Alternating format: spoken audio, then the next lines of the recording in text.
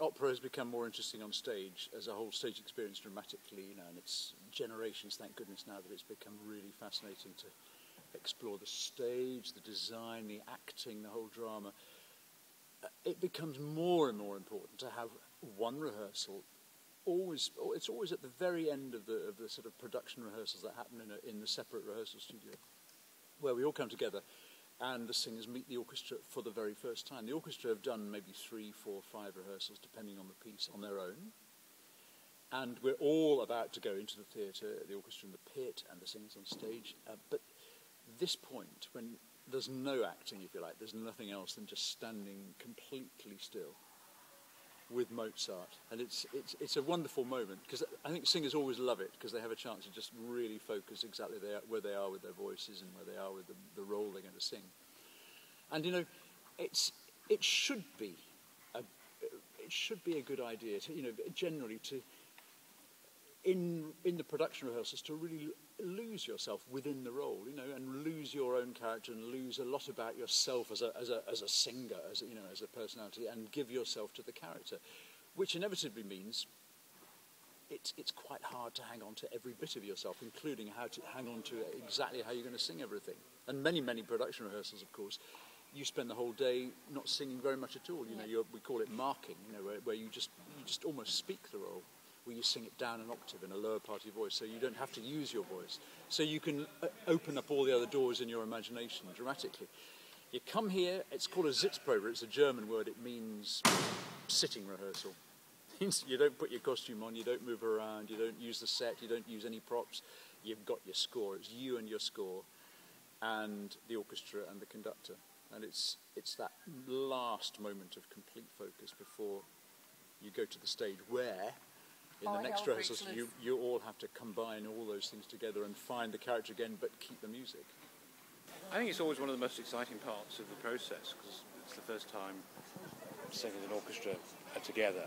Yeah. And it always, everybody I think gets a real lift and a buzz from doing it. So it's a moment when the whole thing becomes real in a way that it never quite is in the rehearsal studio.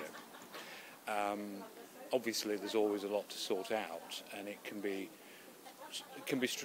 misleading sometimes, because we're not very rarely able to actually have these rehearsals in the theatre. The acoustic can be very different where we're doing it. So it's important not to get too depressed about things sometimes, about balance, and singers often think, oh, I'll never be heard, but of course in the theatre it will feel very different. Yeah, because the acoustic in this hall is it's completely different, and particularly for a piece like this with a lot of ensemble in, it's almost impossible to, you just can't beat yourself up about that. But what you can do is revel in a bit of expansiveness, chance to sing out. Yeah. You know, when you've been in a rehearsal room that's very dry and not very rewarding to sing in, and you're working in great detail on small moments, to be able to expand in every way, I think is a great thing. And you get a real sense of how the whole project is, I think, when you hear the singers and the orchestra together the first time. If you're doing a piece where the orchestration is particularly vivid, it can be very helpful where you think, you know, that the cue that you keep missing in rehearsals and the conductor is too busy at certain points to give you a cue, or forgets or whatever. You suddenly think, oh, I can listen to a bassoon or a horn or flute or whatever. And so when the first time you get the orchestra, it reminds you of all those sections that you might have forgotten about in your rehearsal. And it gives you something to hang your hat on, really, that feeling of actually, you get a sense of support from the orchestra, which you don't get from the piano. With the best will in the world, the pianist, you know, no matter how hard they try, there's no way that they can ever emulate every single sound and section that we get from the orchestra. So it makes for a much more complete experience. Yeah. There's that sense of, and the actual physical sensation of standing behind or above an orchestra when they're playing. You physically feel the sound come at you in a different way than you do with the piano.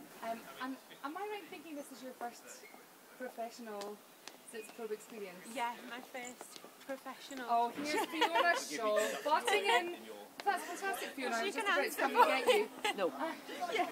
Great to have sort of gone to a different venue to hear the orchestra. and get a chance to sort of cement musically what we've been working on with the drama, and just get it together before we go into the theatre. Because it's the only chance that we really get, isn't it? Yeah. This is it. Yeah, and it's nice to just wallow in the music for a little bit without worrying about without doing interesting things. Yeah, Without having to worry about walking. Yeah, and you know, walking. Walking. yeah. Have you any idea how difficult it is to walk and sing at the same time, Fiona? I'm beginning to It's understand how hard it is for some people. No, I think it's very exciting for me to watch the Sitzprobe because you can suddenly see the line of the music and where the characters dominate musically. It's really clear when they're not doing any action or there's no situation. Just to hear the structures, it's exciting for me to see you guys doing it too and to hear you.